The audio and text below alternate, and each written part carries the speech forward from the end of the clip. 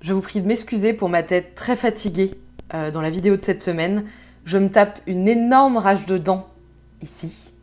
Donc là, je profite d'avoir pris un paracétamol, d'avoir mis plein de glace pour tourner. J'ai une tête horrible. Juste priez pour que demain, le dentiste puisse me prendre en urgence. Je souffre. Je souffre. Et j'ai l'air dead. Bonjour à toutes et à tous. Bienvenue dans le Barbie Cinematic Universe. Il est temps aujourd'hui de parler d'un sujet très commun dans la fandom Barbie. Je parle bien sûr des animaux dans les films Barbie. Alors que certains les trouvent adorables, d'autres un peu plus terrifiants ou que d'autres sont juste des psychopathes, ne dites pas à Bible que j'ai dit ça. Eh bien, je me suis posé la question puisque moi aussi, il y en a que je trouve adorables et d'autres que je trouve terrifiants.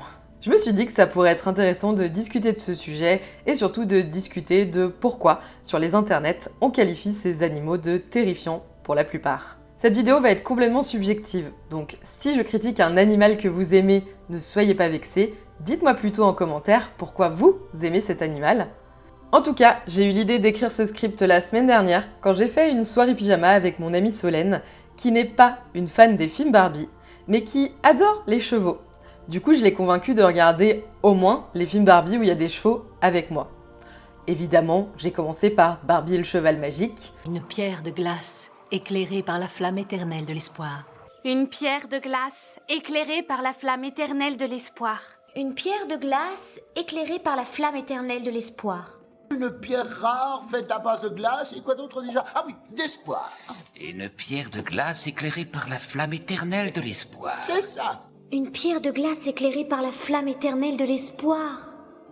Et la dernière fois, on a regardé Barbie et ses sœurs au Club Épique. Et c'est vrai que je trouve que ce film est un peu en dehors du Barbie Cinematic Universe, ce qui n'est pas un défaut pour ma part, puisque je l'adore, et c'est vrai qu'on pourra en discuter si vous en avez envie, un de ces quatre. En tout cas, pendant le film, je me suis fait la réflexion que je trouvais les chiots adorables et terrifiants à la fois. Je peux pas vous l'expliquer, genre c'est le design, c'est l'effet fluffy qui a l'air à la fois d'être réel et robotique, c'est trop bizarre. J'arrive pas à mettre le doigt sur ce qui me dérange dans leur design et en même temps je les trouve adorables.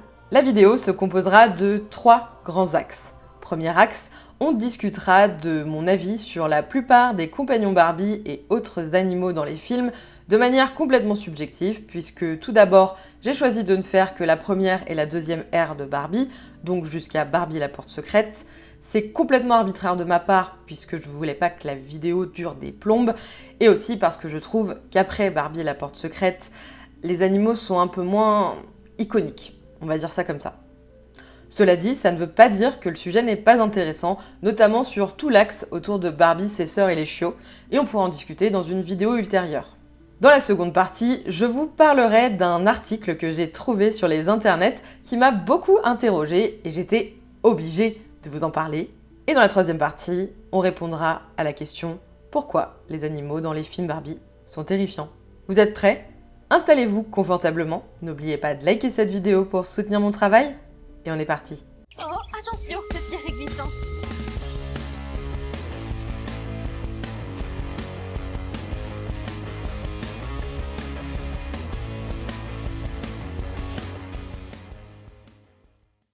Pour noter la sélection d'animaux, on va s'étendre au-delà des compagnons de Barbie.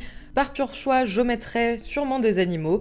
J'ai envie de me concentrer sur ceux que je trouve iconiques et ceux dont j'ai envie de discuter. Je noterai leur design pour savoir s'il est terrifiant sur 10 et je leur attribuerai un badge Bible.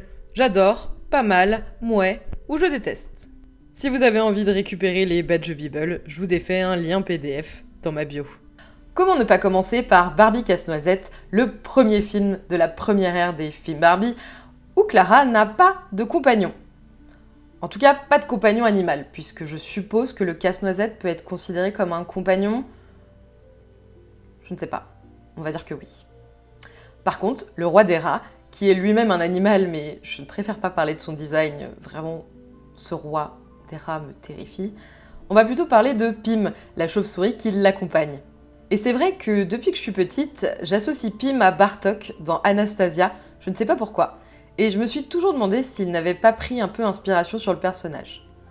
Et j'adore Pym, même si c'est un antagoniste, j'adore ce personnage. Du coup, je vais lui donner le badge j'adore. Par contre, son design, oui, c'est vrai qu'avec des yeux d'adulte, bon, c'est un peu terrifiant. Il a l'air d'être complètement imberbe et disproportionné. Et on va le mettre à 7 sur 10 sur l'échelle de la terreur. Dans Barbie Réponse, nous avons les deux compagnons de la princesse, qui sont Pénélope, la petite dragonne, et Obi, le vieux lapin. Il y a aussi Otto, le compagnon furet de Gothel, qui est assez iconique pour que je le mette ici. Je ne vais pas vous reparler d'Hugo, puisqu'on en a déjà parlé dans une précédente vidéo, mais lui, je l'adore. Il est complètement à la fois terrifiant et sexy, donc je peux pas le caler là, c'est pas possible. Concernant Pénélope, je dirais que je lui donnerais un badge pas mal, parce que je ne l'adore pas au point de la mettre dans mon gigatop, et en même temps je l'aime bien quand même.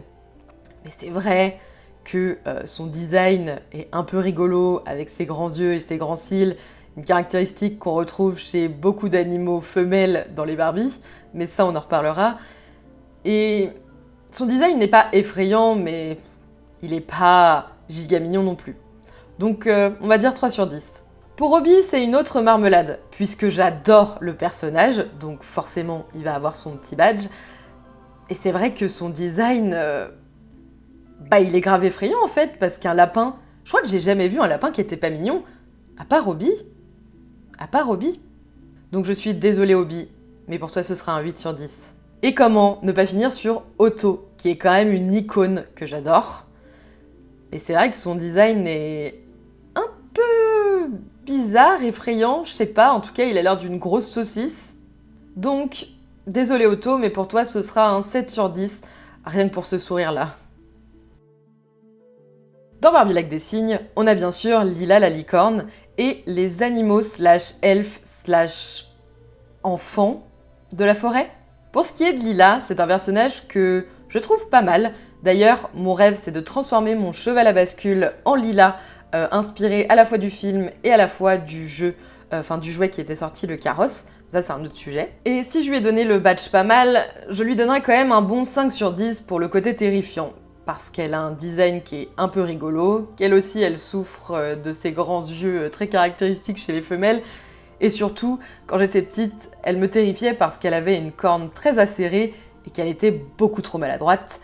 Pour moi, c'est comme si elle avait un couteau dans les mains alors qu'elle tombe toutes les 4 secondes, et vraiment, j'avais trop peur que quelqu'un se fasse empaler. Quant aux elfes /animaux /enfants, pour moi c'est un gros mouais. C'est un gros mouais pour plusieurs raisons. Tout d'abord parce que je suis pas hyper fan du personnage de Carlotta. Parce que quand j'étais jeune, elle ressemblait terriblement à une harceleuse qui était dans ma classe.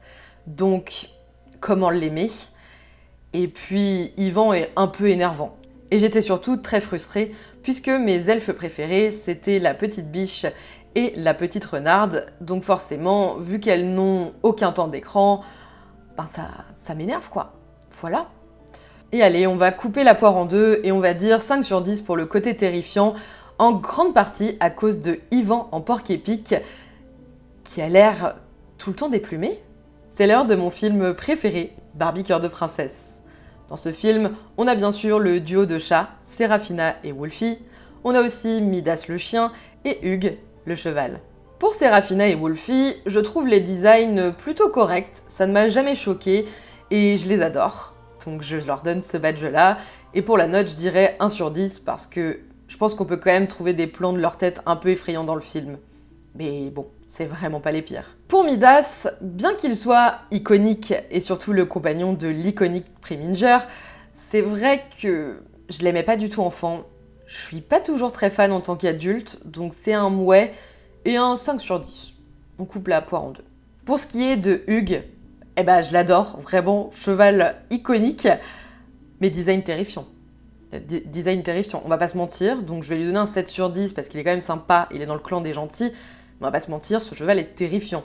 Surtout quand on voit les autres chevaux plus tard dans les films, qui sont pas du tout aussi flippants. Qu'est-ce qui vous a pris? Vraiment, je suis désolée, Hugues, on dirait le bébé entre un vieux papy et un cheval de trait, et autant l'un et l'autre séparés, c'est chouette, la plupart du temps, je suppose. En tout cas, les deux ensemble, c'est pas possible. C'est pas possible. Non. Et oui, c'est le moment de parler de Barbie Fairytopia, avec l'animal compagnon de Barbie le plus iconique du BCU. Je parle bien sûr de Bibble. Cette petite boule de poils bleus est soit détestée, soit adorée. Et moi je vous avoue, je l'adore, même si je suis persuadée qu'il a un petit fond psychopathe et qu'il me fait un peu peur. Mais je comprends aussi tout à fait qu'il puisse énerver les gens. C'est vrai que sa voix, soit on aime bien, soit on a envie de le tarter. En ce qui concerne le design, je suis obligée de faire une petite digression pour vous parler de Bibble en jouet. Que ce soit de la figurine à la peluche, aucun des jouets sortis par Mattel ne rend justice au design du film. À chaque fois, il est encore plus terrifiant que dans le film. Et autant je peux comprendre qu'il a des moments, des expressions dans le film un peu flippantes, en jouet, Mattel, qu'est-ce qui s'est passé? Genre, il n'y en a aucun qui est réussi. Et rien que pour ça, je suis obligée de mettre un 8 sur 10. J'ai pas le choix. Et oui, forcément, vous allez penser à U le papillon, mais lui aussi, on l'a classé dans les crushs anthropomorphes, alors je peux en remettre une couche ici. Même s'il est très beau.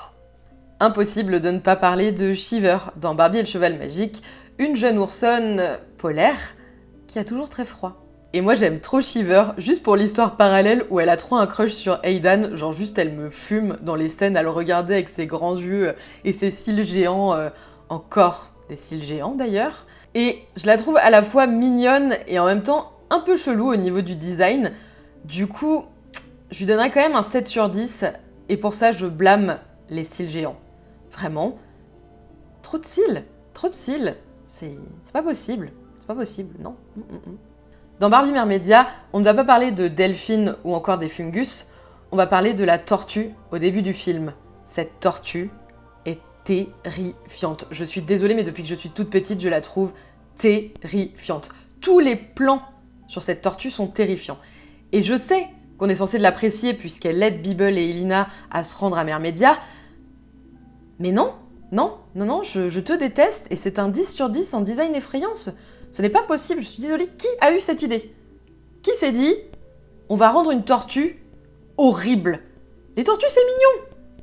Elle est pas mignonne. Non, elle est pas mignonne du tout. Dans Barbie au bal des 12 princesses, on est bien obligé de parler de Twyla, la petite chatte rousse de Geneviève, qui me laisse plutôt indifférente, que je trouve plutôt inutile dans le film.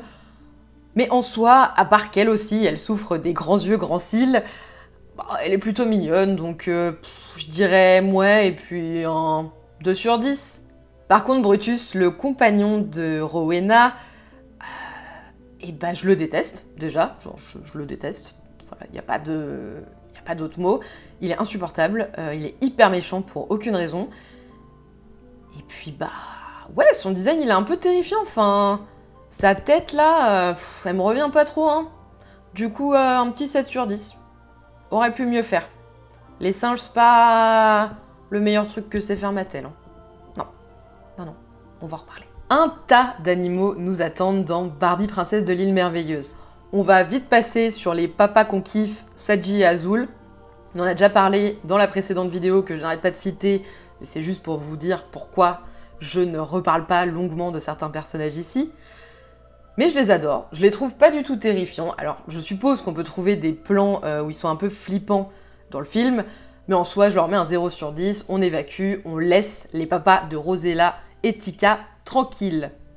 Et bien sûr, on a Tallulah, la singe des mers du Sud, qui appartient à la mère d'Antonio, et qui est... moi je l'ai jamais trop aimée comme personnage, même si elle a un intérêt et qu'elle aide Rosella. Je sais pas, je t'aime pas trop, donc ouais. Et c'est surtout qu'on a encore un animal qui souffre des grands yeux, grands cils, sauf que là, ils lui ont rajouté un nœud dans les poils. Non, ce design est censé être mignon, il est pas du tout mignon.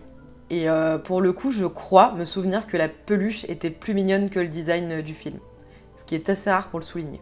Et bien sûr, comment ne pas parler de Tika, l'éléphante, aka pour moi l'antagoniste du film, mais on en avait déjà discuté dans une autre vidéo.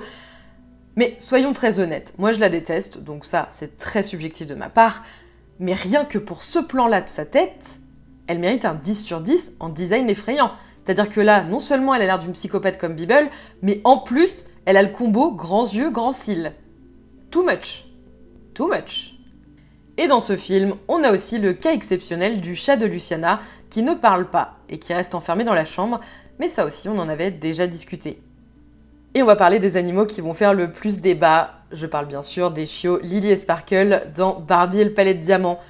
Je sais qu'il y en a beaucoup d'entre vous qui les adorent, et il n'y a pas de souci, vous avez le droit. Mais moi je peux pas, je les déteste. Donc déjà c'est hyper subjectif de ma part, mais c'est le badge je déteste, ok, subjectif. Mais sincèrement, vous allez pas me dire qu'ils sont pas terrifiants quand ils dansent le breakdance dans le bêtisier ou encore quand ils dansent debout à la fin du film. Vous allez pas me dire qu'ils sont pas terrifiants. Je comprendrais que non, hein. Mais moi je les trouve terrifiants.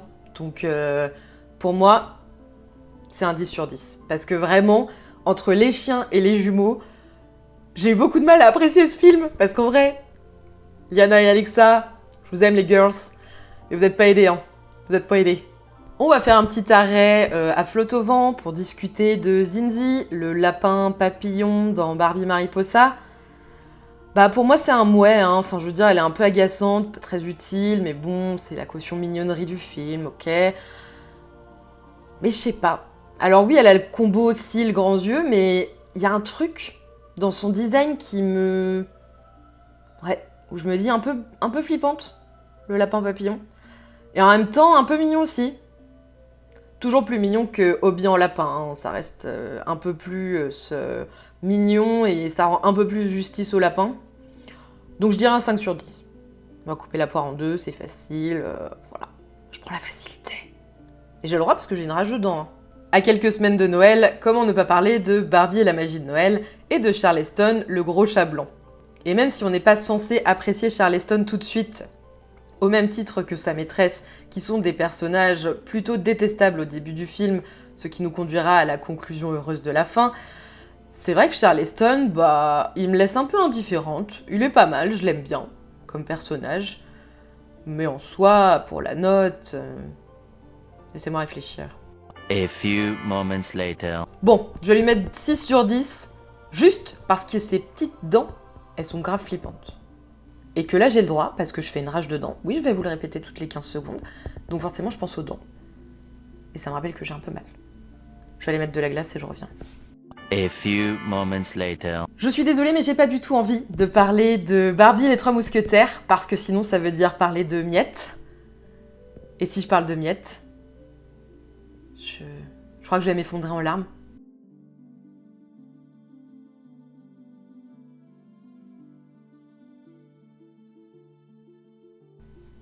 Je peux pas, genre juste, miettes, me cringe trop. Genre vraiment, je peux pas. J'entends son mouche-tatère, la mouche-tatère dans la... Mousquetaire, mouche-tatère, je sais plus comment elle le dit, mais c'est horrible. Non, je refuse. Il est enfin temps de parler de Barbie et le secret des sirènes. Et on va commencer avec Truffe, la petite otarie, qui est pas mal et que j'aime bien. Je trouve pas son design terrifiant, mais je vais lui mettre un 2 sur 10 parce que le plan sur les pieds de Nerlia et elle qui lèche, ça m'a un peu traumatisée. Et bien sûr, comment ne pas parler de la terrifiante Zuma. Oui, j'assume, je trouve Zuma terrifiante. Déjà, je trouve qu'elle est insupportable, donc pour moi, c'est un... Je te déteste Zuma, désolée, c'est hyper gratuit. Mais je trouve quand même que son design est un peu flippant. Genre, il y a des plans sur sa tête, juste, ça me traumatise. Du coup, je vais lui mettre un 8 sur 10. Complètement arbitraire de ma part. Désolée, Zuma. Rien à dire sur la boule violette qui accompagne Mariposa dans le deuxième film, à part « T'es qui ? Et tu sors d'où ?» Et dans Barbie et la magie des perles, on a Kuda, l'amie de Lumina, une hippocampe qui me laisse de marbre, à vrai dire. J'ai rien à dire sur elle, du coup, dites-moi vous lui donneriez quel badge et quelle note, parce qu'en vrai, j'ai essayé d'y réfléchir, mais celle-là, je sais pas du tout. Je peux pas vous dire.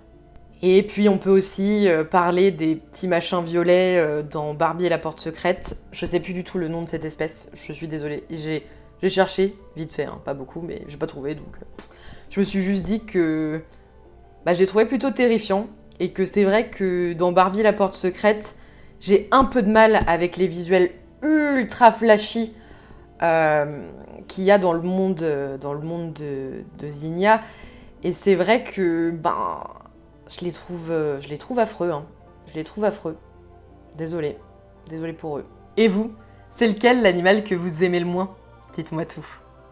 Bon et maintenant j'avais très envie de vous partager un article que j'ai trouvé sur le web d'une certaine Lily Dalby qui défend le fait que les animaux compagnons de Barbie sont souvent des méchants un peu cachés dans les films. Évidemment, elle parle de la trahison de Tika dans Barbie Princesse de l'île merveilleuse, mais elle parle aussi de Pénélope et Obi dans Barbie Princesse Réponse. Et j'avais très envie de vous partager son avis que je trouve assez intéressant, et du coup de vous donner mon avis sur son avis, bien que son avis soit tout à fait légitime, hein, évidemment. Pour elle, Pénélope n'est pas une bonne amie, puisqu'elle met en danger Réponse de nombreuses fois, notamment avec ses allergies, ou quand elle tousse ou éternue, elle crache littéralement du feu. Et elle va quand même s'enfermer dans des pièces pleines de poussière avec Réponse, la mettant en danger plusieurs fois dans le film. Quant à Obi, lui, il apporte plus de soucis qu'autre chose à Réponse, puisqu'il manque de se faire manger par Otto à peu près tous les 4 matins.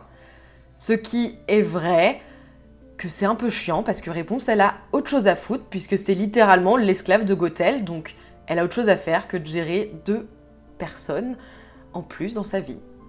C'est une façon de voir les choses. Et je comprends tout à fait sa vision. Je veux dire, ça se tient en soi et ça se défend. Mais moi, je prends plutôt Pénélope et Obi comme des métaphores de ce que ressent Réponse.